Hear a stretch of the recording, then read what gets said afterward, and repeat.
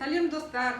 Бүгін біздің пісіретіміз сүзбеден жасалған творожный пирог деп аталады. Жасалу жолдары алдымен сіздерге керегі ұн болады. Біріншіден, одан кейін қантымыз, жұмыртқамыз, 2 кесе осындай кішкентай кесемен 2 кесе қант керек болады.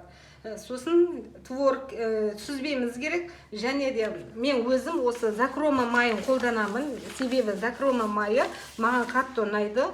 Бұның майының несі проценті көп. Одан кейін разрыхлитель, осы ингредиенттерді дайындап қойдым. Қазір сіздерге керемет, дәмі керемет, өте күшті, жесеңіз бар ғой, енді тоймайтындай сондай бір керемет пирог пісіріп көрсетемін. Ол пирогты мен кезінде Астанаға осы 22 жылдай болды осы көшіп келгеніме, солдан бері әлі пісіріп келе жатырмын. Ал бісміллә деп бастайық. Ұнымызды салдық. Енді осыған кішкене разрыхлительді қосамыз. Ас қасық емес, шай қасық. Міне осылай. Кішкене ғана қосуымыз керек. Сосын жақсылап араластырамыз. Араластырып болғаннан кейін, міне закрома майының жартысын ғана қосатын боламыз. Міне осы жартысын ғана. Жаңа закрома майын қостым. Енді осыны жақсылап қолмен араластырамыз. Міндетті түрде ұнды електен өткізу керек. Міндетті түрде. Осылай араластырамыз ұнымызды. Бұл енді бір 10 минуттай уақыт алады. Міне достар, жаңа ұнымызбен майымызды әбден араластырдық. Енді қантымызды қосатын боламыз. Осылай қантымызды қостық. Енді тағы да осылай әбден осылай үйкелеп тұрып. Негізі бір кесе ұннан артық салмаған дұрыс. Егер сіздер бір кесе ұннан артық салсаңыздар, онда нандарыңыз көбейіп кетеді. Осылай жаңағы мен көрсеткендей етіп жасасаңыздар, өте керемет болып шығады. Осылай екіге бөліп қоямыз. Неге? Себебі қазір біз творогты бірінші сүзбен дайындаймыз, содан кейін мен көрсететін боламын. Мына жерде бір 800 граммдай творог бар. Осы творогқа бір осындай кесемен қантымызды қосамыз. Достар, міне сүзбемізді дайындадық. Жаңа көрдіңіздер, бір кесе қантымыз салдық. Енді 3 жұмыртқаны жарып салатын боламыз. Осы 3 жұмыртқаны салып болғаннан кейін жақсылап араластыруымыз керек. Блендермен керегі жоқ. Себебі сұйық болып, білмеймін, маған өзіме ұнамайды ол блендермен араластырған. Маған осылай тікелей жаңа жерден қасықпен осы қанты ерігенше араластырғанды жақсы көремін. Сонда творог әдем болып шығады да. Пирогқа күшті келетін ол. Енді амандық болса жасап көресіздер. Сол кезде дәмін көресін боласыздар. Өзім осы пирогты қатты жақсы көрем. Жалғыз мен емес. Үйге қонақтар келсе де осы пирогты әрдайым пісіріп беріп тұрам. Сонда әрдайым мақтап кетеді. Біздің үйдегілер уже жегісі де келмейтін шығар бұны. Шығып қалған ғой. Сағындырып бір істемесек, бұны әбден бұның уже нормасын орындап қойғанбыз. Осы ненің творожный пирогты да. Осылай әбден. Қатты араластырудың қажеті жоқ. Осылай бір шама, бір 5 минуттай араластырып алсаңыздар жеткілікті. Творог өзі әдем болып шығу керек та, сол кезде желінгенде білінеді. Ал кейбіреулер творогты осы блендермен, миксермен солай өткізіп жатады. Ол маған ұнамайды. Тек осылай творогтың жаңағы дәмі келу үшін көп араластырудың қажеті жоқ.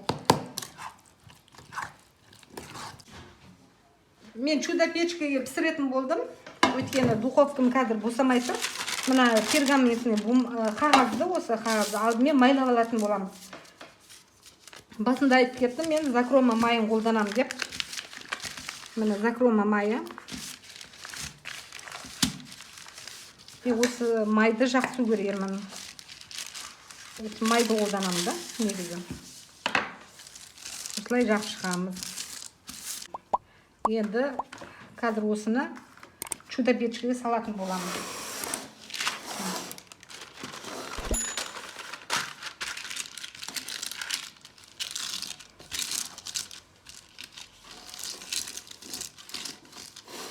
Міне осылай дайындап қойдым. Енді қазір біз тестасын салатын болатын, нанын саламыз осылай. Баны көрсеткендегідей етіп жасасаңыздар өте керемет. Қазір көрсетем, қалай салу керек екен. Міне бісміллә. Бәрін бірден сала салмайсыздар. Осылай уыстап алып, жан жақтарына былай айналдыра, шеттерінен бастап саласыздар. Міне сонда біркелкі болады.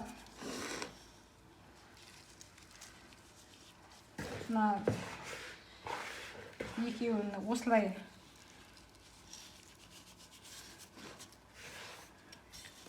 осылайша бәрін салып шығасыздар.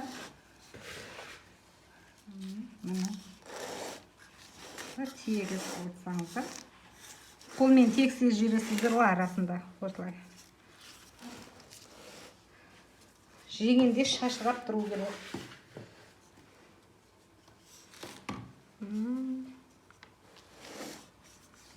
Міне, енді дайын болды бұлымыз. Мындайлар кетіп қалса, бұлай араластырып жібересіздер. Енді осы дайын болды. Қазір мына дайын массамызды, творогымызды осыны салатын боламыз.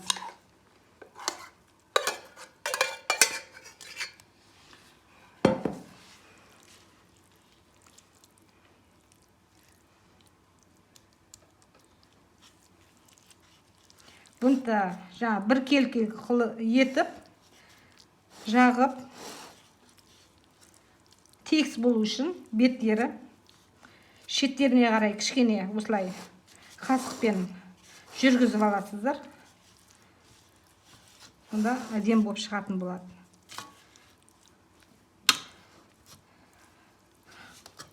Духовка болса, духовкаға салсаңыздар да болады. Көбінесе мен осы чудо печкеге пісіремін. Маған ыңғайлы.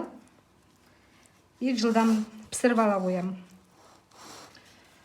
Бұл болды. Енді мына қалған қоспа, осыны масса, наны ғой енді жаңа дайындаған. Осыны үстіне себеміз. Бұлай әдемдеп сеп шығамыз.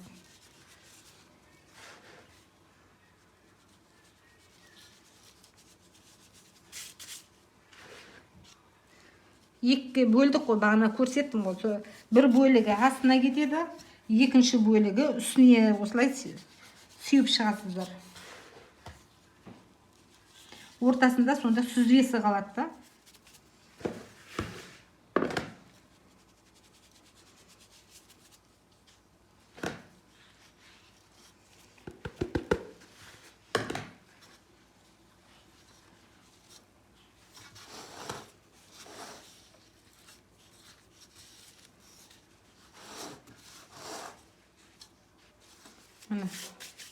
Крышкасын жабамыз. Осыны енді чудо печке қойған кезде әрінде арқылай піседі. Мен енді өзім арасында жарты сағат ровно 30 минут болған кезде бір тексеріп алам. Қызарған болса, түсіріп алуға тырысам. Егер қызармай сәл ақшылдау болса, онда қайтадан бір 5-10 минутқа қойып қарап отырамын. Қарап отырғандарым дұрыс, чудо печка болған екен, ол духовкадан көрінбейді. Сондықтан қарап, тексеріп, сөйтіп қарап отырыңыздар. Міне достар, творожный пирогымыз дайын. Қазір ыдысқа салып көрсететін боламын. Творожный пирогымыз дайын. Осы демалыс күндері отбасыларыңызға дайындап берсеңіздер, балаларыңыз ұнататынына сенімдімін.